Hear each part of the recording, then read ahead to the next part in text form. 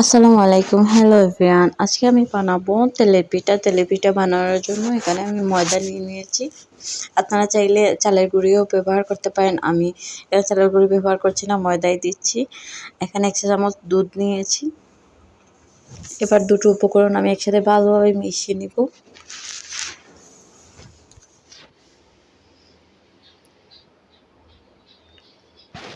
এখানে আমি চিনি দিয়েছি, কিন্তু চিনির ভিডিওটা কিভাবে স্কিপ হয়ে গেছে।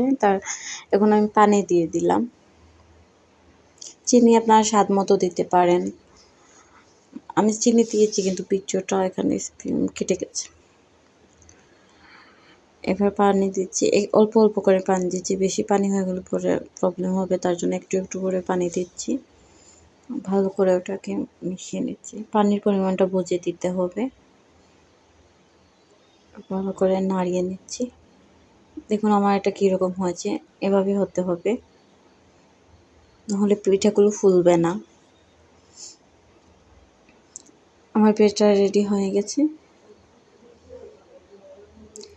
এবার আমি একটা কড়াইয়ের মধ্যে তেল দিয়ে দিব। তেলটা গরম হয়ে গেলে পিঠাটা দিয়ে দিব।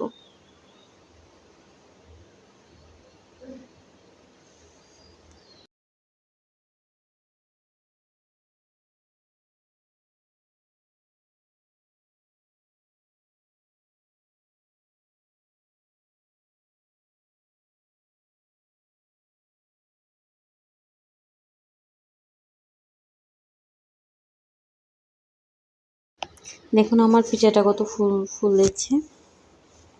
আমার টিপস ফলো করে করলে আপনার পিঠে এরকমভাবে ফুলবে।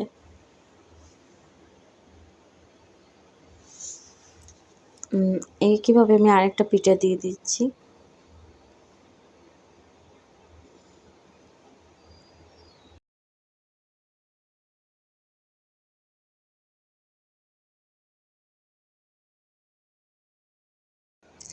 দেখুন আমার এই পিঠাটাও কিন্তু ফুলেছে। এবার আমি নামিয়ে নিচ্ছি। দেখুন আমার পিঠেগুলো খুব সুন্দর হয়েছে, খুব সফট হয়েছে। আপনারা না খেলে বুঝবেন না, আপনারা বাসায় এভাবে ট্রাই করবেন। দেখুন আমার পিঠাটা কত সফট হয়েছে। আমাকে সাবস্ক্রাইব করবেন, আমার পাশে থাকবেন, লাইক কমেন্ট করবেন। ওকে, ধন্যবাদ। আসসালামু আলাইকুম।